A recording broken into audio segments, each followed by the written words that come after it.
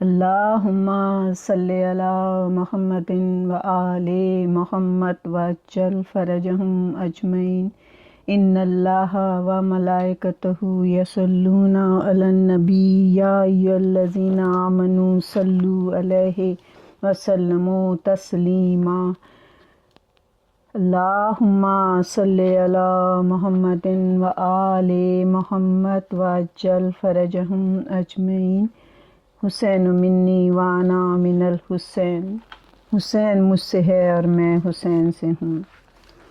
حسین رسول کا نواسا حسین، کربلا کا پیاسا حسین، شہید کربلا حسین، قتیل کربلا حسین، غریب کربلا حسین۔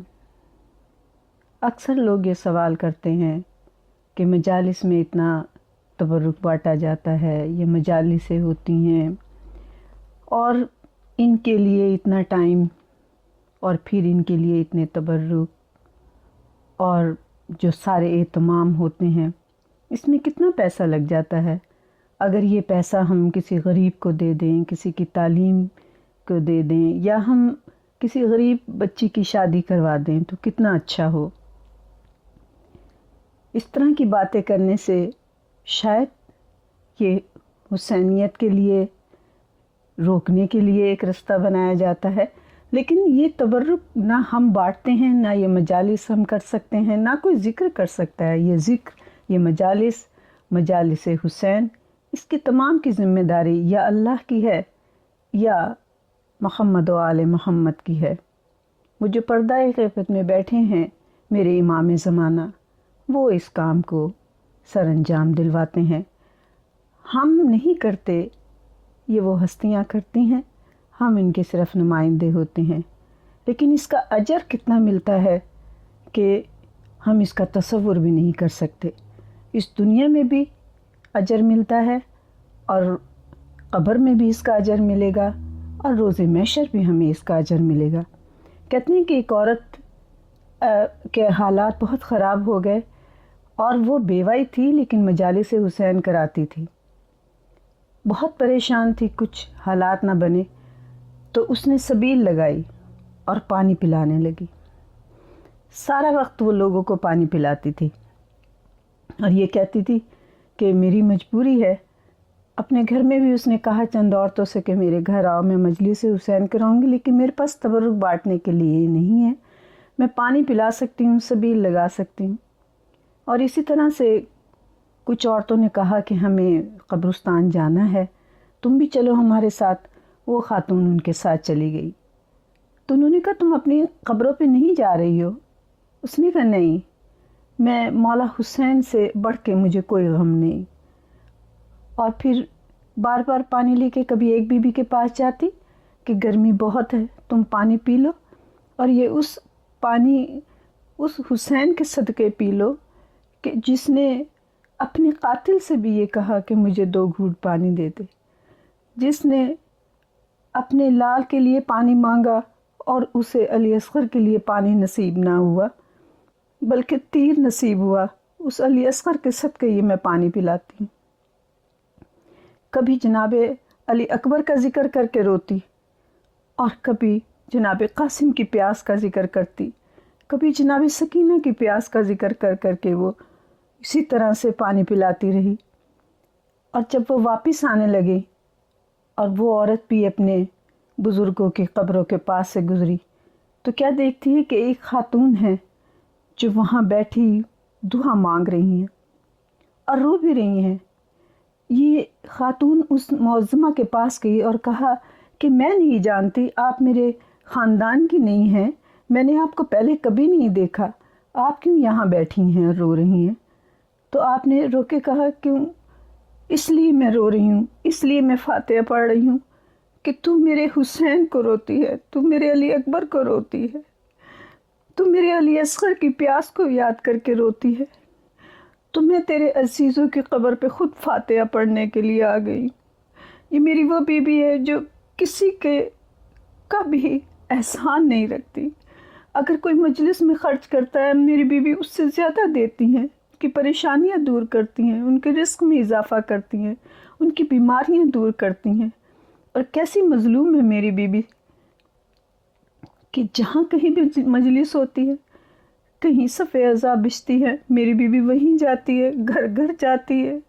کسی کا کوئی گھر میں مرتا ہے تو سب لوگ اس کے گھر پرسہ دینے جاتے ہیں، لیکن یہ میری بیوی خود پرسہ لینے ہمارے گھروں میں آتی ہیں، خود پرسہ لیتی ہیں۔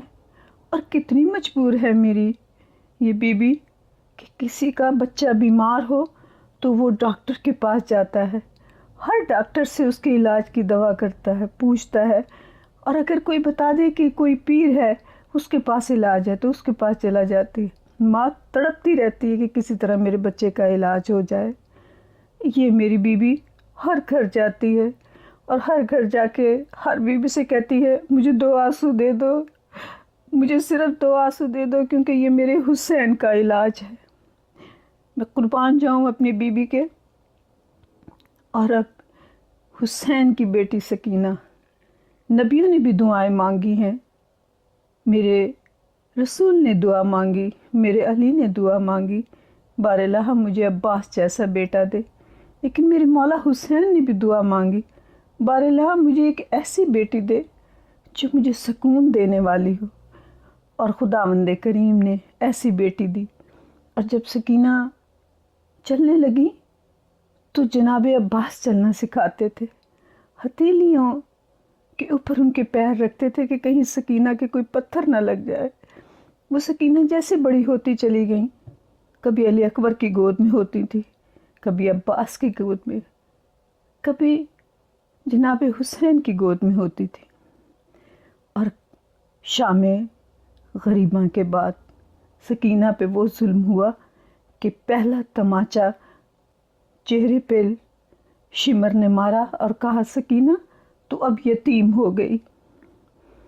وہ سکینہ کا قافلہ کوفے سے روانہ ہوا تو ایک جگہ شمر کو اطلاع ملی کہ اس کے ساتھیوں نے کہا کہ ہم رستہ بھول گئے ہیں۔ وہ قصر بنی مقاتل کوئی جگہ تھی، اس نے کہا چلو اب یہیں خیمے لگا دو، کیونکہ اس کے ساتھیوں نے کہا کہ دھوپ بہت تیز ہے، ہم سے سفر نہیں ہوگا۔ ان سب نے اپنے اپنے خیمے لگا لیے، سب نے مشکیں کھول دیں اور پانی پینے لگے، جانوروں کو پانی پلا دیا، لیکن پیاسے تھے تو آل محمد تھے۔ جناب سید سجاد کی زنجیریں تپ چکی تھیں، گلے کے طوق خاردار سے گردن سے خون جاری تھا، پنڈلیوں سے خون جاری تھا، کیونکہ آپ کو جس اونٹ کے اوپر یہ بٹھاتے تھے تو آپ بخار کی شدت سے بہت کمزور ہو گئے تھے، تو آپ کے پیروں کو ایک رسی سے اونٹ کی پیٹ سے باندھ دیا جاتا تھا، تو جب اونٹ چلتا تھا تو رگڑ لگتی تھی اور پنڈلیوں سے بھی خون جاری تھا۔ میرے مولا زخمی بدن کے ساتھ جلتی دھوپ میں بیٹھے تھے، زنجیریں تپ چکی تھیں، بخار بھی تھا۔ جب جناب زینب و کلثوم نے یہ حال دیکھا تو پھوپھیاں جا کے کھڑی ہو گئیں، ہاتھ بندھے تھے، تو کہا کہ سجاد چادر تو ہے نہیں، ہاتھ بھی بندھے ہیں، میرے لال تیرے چاروں طرف ہم کھڑی ہو جاتی ہیں تاکہ تجھے دھوپ نہ لگے۔ اسی وقت میں جناب سکینہ زخمی چہرے والی، زخمی کانوں والی میری بیوی جو تھیں، آپ نے ایک خاردار جھاڑی دیکھی اور کچھ سایہ دیکھا، میری بیوی نے وہاں ریت کا تکیہ بنایا اور جا کے لیٹ گئیں۔ اتنے میں شمر کو اطلاع ملی کہ حسین کے چاہنے والے آ رہے ہیں اور وہ حملہ کر دیں گے۔ اس نے کہا جلدی جلدی اپنا سامان اٹھاؤ، خیمے پیک بند کرو اور ہم یہاں سے ہمیں روانہ ہونا ہے۔ قافلہ روانہ ہو گیا، جناب سکینہ وہیں سوتی رہ گئی۔ جب آپ کی آنکھ کھلی تو آپ نے دیکھا کہ آپ تنہا ہیں۔ میری بیوی جس جگہ اونٹوں کے قدموں کے نشان تھے ادھر تیزی سے دوڑنے لگیں اور بار بار آواز دیتی تھی، پھوپھی زینب میں اکیلی رہ گئی ہوں، پھوپھی مجھے ڈر لگ رہا ہے اس بیابان میں، بھیا سجاد میری مدد کو آ جاؤ۔ لیکن کوئی مدد کو کہاں سے آتا۔ اس وقت قافلہ آگے روانہ ہو چکا تھا۔ میری بیوی واپس آ کے اسی جھاڑی کے پاس بیٹھ گئی اور بار بار رو کے کہتی تھی بابا حسین کہاں ہو، بابا مجھے ڈر لگ رہا ہے، بابا میں بہت خوف زدہ ہوں، چچا عباس میری مدد کرنے آ جاؤ۔ ادھر میری بیوی بہت پریشان تھی، اور ادھر مولا حسین کا جس نیزے پہ سر تھا، نیزہ زمین میں دھس گیا اور نیزہ نکل نہیں رہا تھا، تو فوراً شمر اپنا وہ تازیانہ جو لوہے کی تاروں سے بنا ہوا تھا لے کر جناب سید سجاد کے پاس آیا اور کہا تیرے بابا کا سر چل نہیں رہا، تجھے میں اب تازیانے سے مانوں گا۔ میرے مولا حسین کا سر رو رہا تھا، آنکھوں سے آنسو جاری تھے۔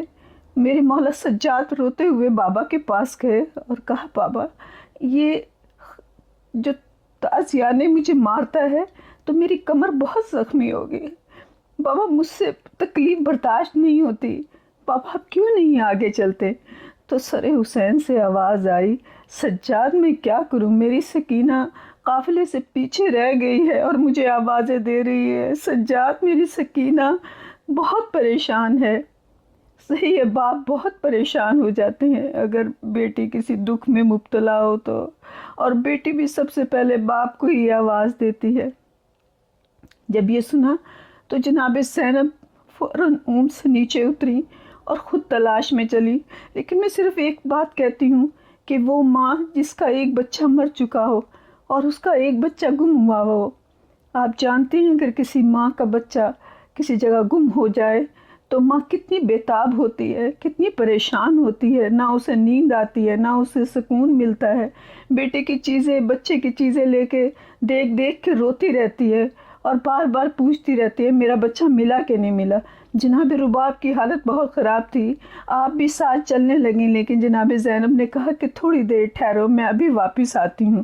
آپ آوازیں دیتی چلی جا رہی تھی سکینہ سکینہ، کہ آپ نے دیکھا کہ دور سے آپ نے دیکھا کہ بی بی سکینہ کو ایک نقاب پوش بی بی گود میں لیے بیٹھی ہیں۔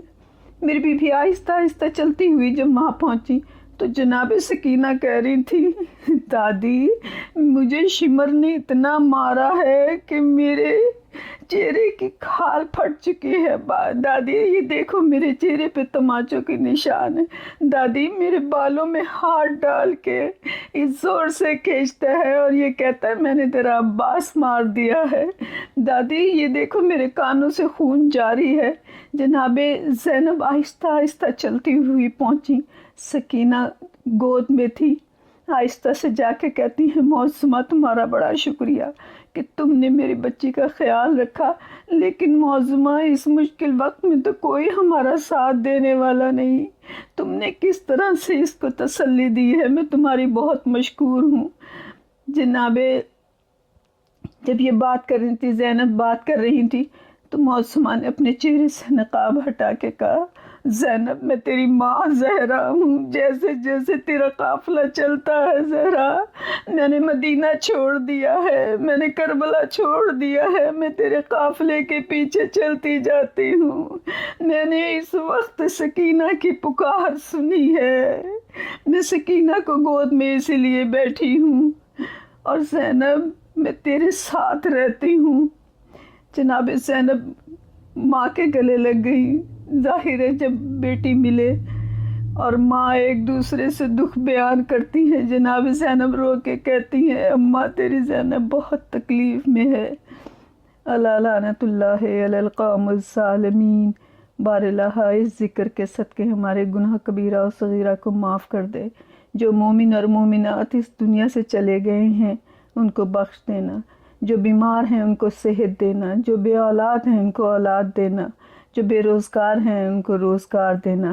اے میرے مولا ہمارے گناہوں کو معاف کر دے، ہماری عاقبت بخیر کر دے۔ اے میرے مولا امام زمانہ کا جلد ظہور ہو جائے۔ اللہم صلی علی محمد و آل محمد وعجل فرجہم اجمعین۔